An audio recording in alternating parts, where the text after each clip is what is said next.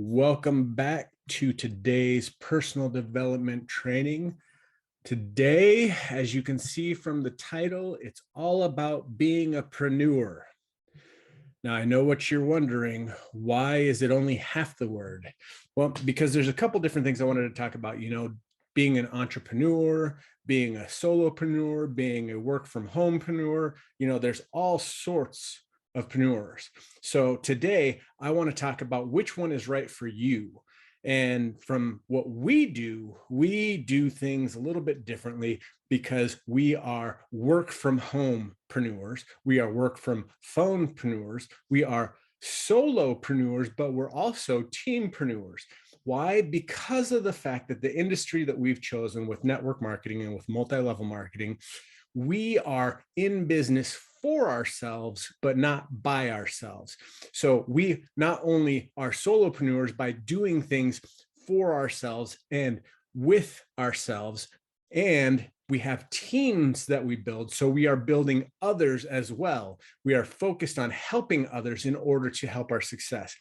So I want to go over a bunch of different things that are important when you step out of being a employee and having an employee mindset where you clock in, clock out, go home, forget about your job until you go back to work and clock in the next day, to the 24-hour 365 mindset that you have to have as an entrepreneur, solopreneur, work from homepreneur, all the preneurs. So first, you have to start out with the proper mindset. And I've said this time and time again, in order to be in this space, you have to be optimistic. You have to have a bright outlook on how things are going to be. Now, contrary to that, the thing that you also have to realize is that you are going to be the number one problem solver. So the person who solves the most problems becomes the winner in the entrepreneur space. So in order to do that, you must keep a positive mindset, because a positive mindset can get you through the ups and downs of what it is to be self-employed, to be an entrepreneur, to be a business owner. See, when you are an employee and have an employee mindset, most of the time, you're going to let the problem roll up to the next person that can solve it. In this, you are the top. The top is where the problems get solved. So you need to get very good at solving the problems. Also, with a mindset that's positive and optimistic, you have to understand that it's not naturally that way for your brain. Your brain is hardwired to protect you. So your brain always looks for the negative way to get away from things. It's looking for the negative things to happen so that it can protect you. But the great thing is your brain, just like everything else in your body, is a muscle that can be trained.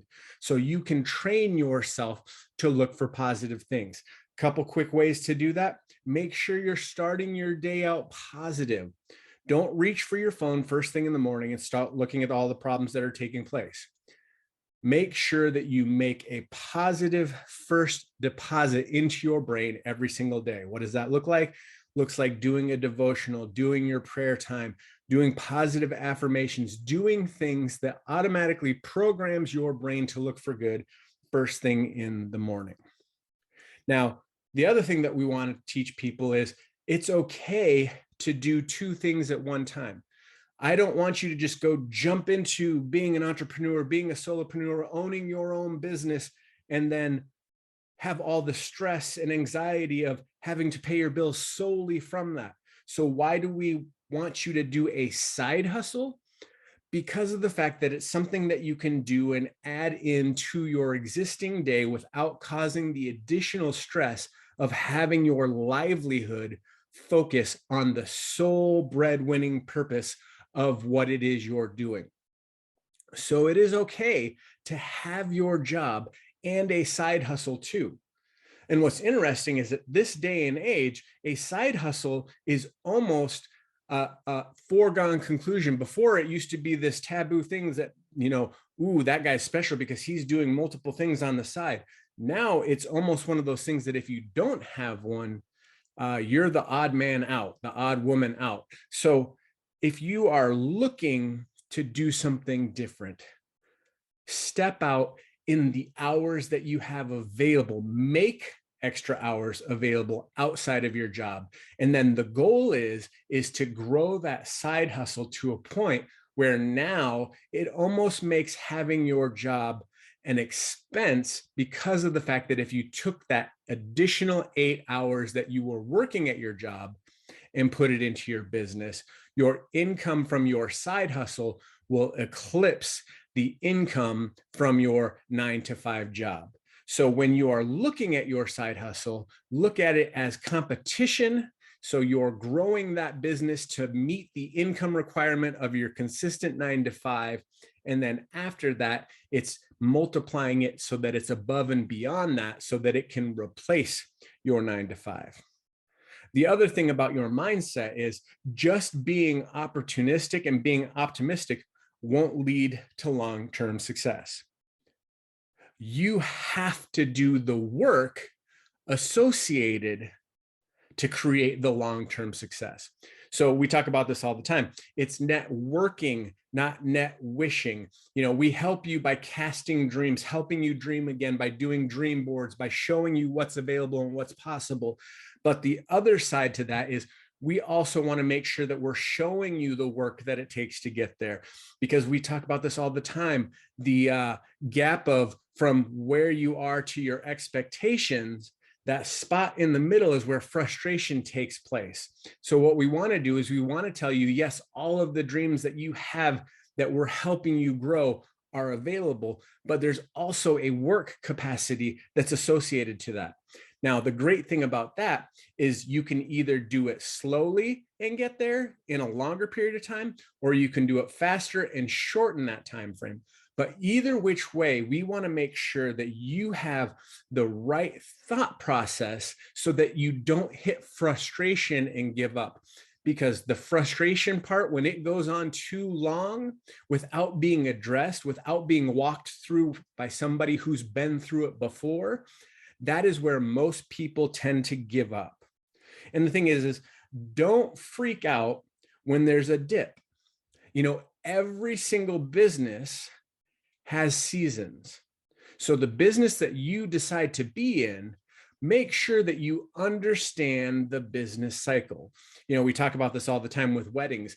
Wedding planners and the wedding industry knows when its peak season is. And guess what? It is right now. So they're out doing everything and anything to market what they have available. And then in the winter times, they know that there's not going to be a lot of winter weddings going on. So they are in a different mode when it comes to presenting what it is they have. The same is true in your business. Once you learn that, again, being an entrepreneur, being a solopreneur, being a leader helps you understand when the dip or the bump in your season is, so that you don't panic. If you are new to this business, make sure you check with a leader or somebody that's been in longer than you has, tells you what your business cycle is. Ask the question. That way you can be prepared. You can work your business accordingly so that you don't stress out and get fatigued. Now, the other thing about your business is you have to make sure that you are seeking people with the exact same mindset as you. See, when you step out from the employee mindset, the people that you hung around with in that circle are no longer going to understand the needs, the desires, the questions, the reasons for why you're doing what you're doing. So you can't go back to your 9-to-5 buddy standing on an assembly line and ask him complex business questions, because he may just be happy sitting there making widgets on an assembly line. So of course, he's going to look at you differently and ask why you would want anything different than staying on an assembly line, filling out your widget, and then taking your pension. So don't run around asking people for their opinions. Make sure that you are asking and seeking the correct people's advice for where you are trying to go. You know, we talk about this all the time. How do you get to be a millionaire? You seek out millionaires and get their advice. If you're looking to be a millionaire, you're not going to ask your neighbor or your friend down the street who has never had the things that you're going for. It's always better to look to the person that has what you want and ask them how they got it, and if they are able to teach you how to do the same thing. That's why we love our industry, because we have what we call the fancy car opportunity. You know, when I was growing up, it was one of those stories that you always heard. And, you know, if you've ever pushed carts for a grocery store or a department store where you actually go out to the parking lot, you collect all the carts, you bring them in, and then you go back out after people bring more carts and they leave them, you know, really close to the car so that they scratch them. Yeah, don't be that person. But there's a person that goes around and collects all those carts. And the story's always gone like this. There's been a man that drives in with a fancy car, and he gets out, and the aspiring young business-minded person that doesn't want to push carts forever asks that gentleman, "What did you do to get that car?" And the gentleman says, "I'm a doctor," or "I'm a lawyer. Go to school, get good grades, and you can have this too." Well, for most people, those things aren't in the cards for them. But with our business, with network marketing, with direct sales, that opportunity is available for anybody. So a young man that has built a great business through network marketing steps out and says, "Son, I can teach you how to do exactly what I did." So that is why we love our business, because of the fact that it gives us the opportunity to make others successful. It's not dependent on your income. It's not dependent on your knowledge. It's not dependent on whether you have degrees. It doesn't care where you came from, what your background is, what your thought processes are. It can drastically change the output and the lifestyle that you have, because it's providing a system to get to success. And then the other thing is if you don't like solving problems, this may not be for you. See, when you're going out and helping people, when you are going out and searching out people to join your business, to help move your business along, you have to understand that they aren't going to know all of the answers. So you are going to get very good at answering questions, because you are going to be bringing in people to ask a lot of questions. You can probably think back to when you got started and realize that you didn't have all the answers and you were asking lots of questions. So when you are starting out on this road to being a preneur, you need to understand that the most important thing that you can do is ask lots of questions. You want to learn how to solve problems by asking questions, so that when people bring questions to you, you are readily available to help answer those questions.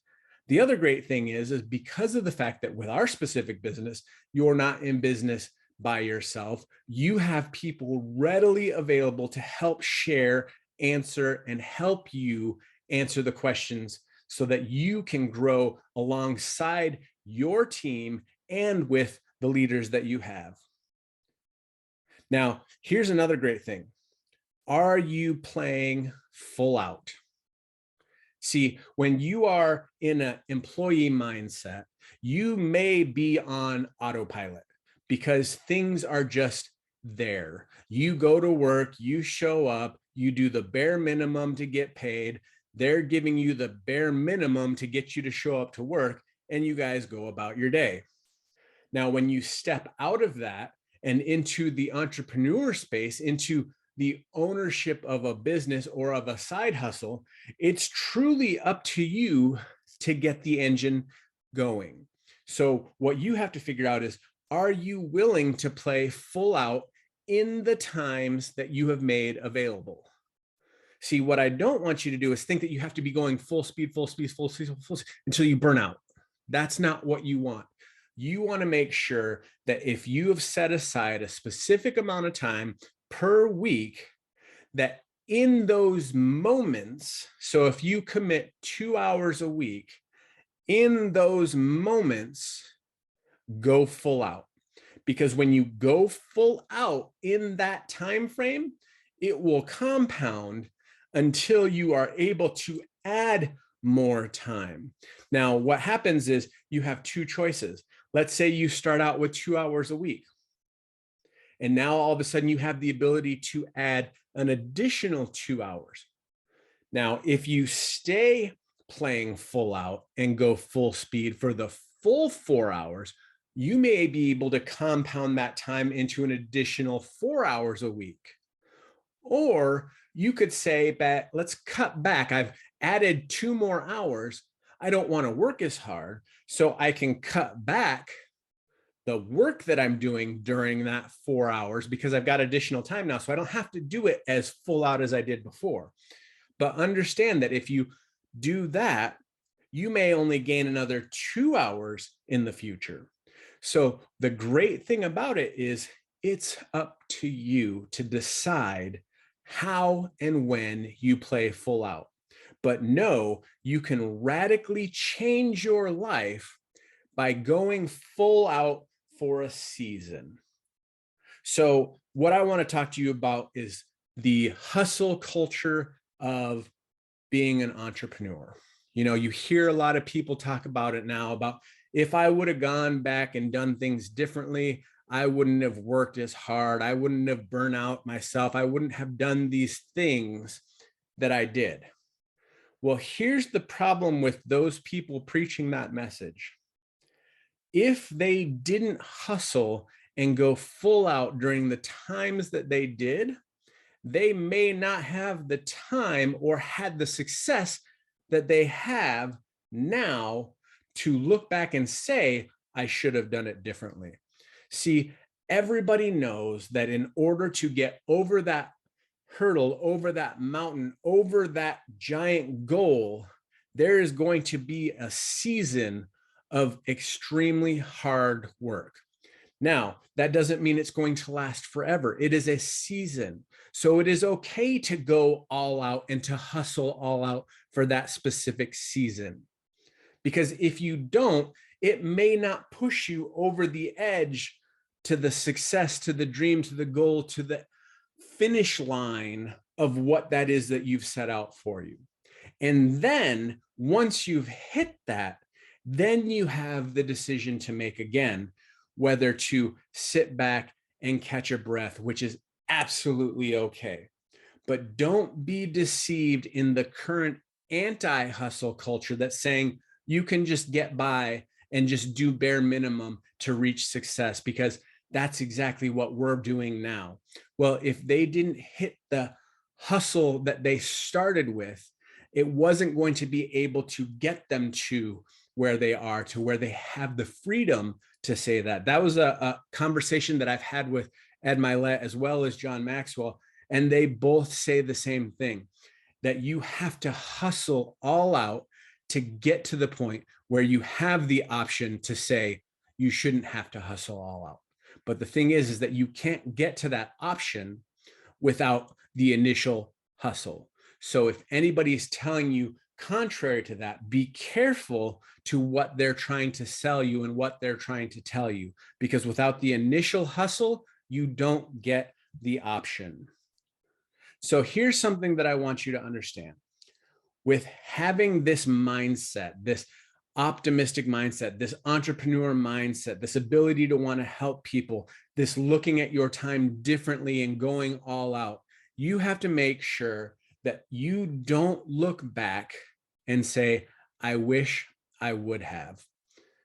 See, when you get to the end of your life, I want you to be able to look back and say, I'm so glad I did. So when you are looking at things, when you are thinking about things, when you are deciding whether or not you're going to step into this preneur life, maybe you should just jump in with both feet and do it. And if it doesn't work out the way that you planned, at least you can say, I tried. I gave it a shot. It wasn't meant for me, or I wasn't meant for it. But what I don't want to have happen is I don't want to have you get to the end of your life and you look back and you go, man, I wish I would have stepped out of my entrepreneur, stepped out into my entrepreneurship and my preneur life to see if it was something designed for me, if it was something made for me. Because if you do, the worst thing happens. You have regrets. And what I don't want to have happen is I don't want to have you going through the later parts of your life wondering if your life would have turned out differently if you would have said yes to being a preneur. So guys, today I want you to look back, take inventory of what you're doing, see if there are places that you can fill in your time with things that can build you a second source of income through the preneur channel, whether that's going to be through an hour a week, 2 hours a week. Find something to do that can help you create a side hustle business, something that can create the creativity in you to go out and do something new, because your 9-to-5 job is only going to allow you so much creativity. And God created you to be creative. He created you to change and help others' lives. He's done things for you to help you stay excited about life. He wants you to be optimistic. He wants you to have hope, and he wants you to bring that to other people. So guys, I hope this helped you. Drop some comments on some other things that you think are important to being in the preneur life, and help others see some of the things, some of the tips, some of the ideas you have about being a preneur. Guys, go out and make it an amazing day. I hope your day is as awesome as you are. See ya.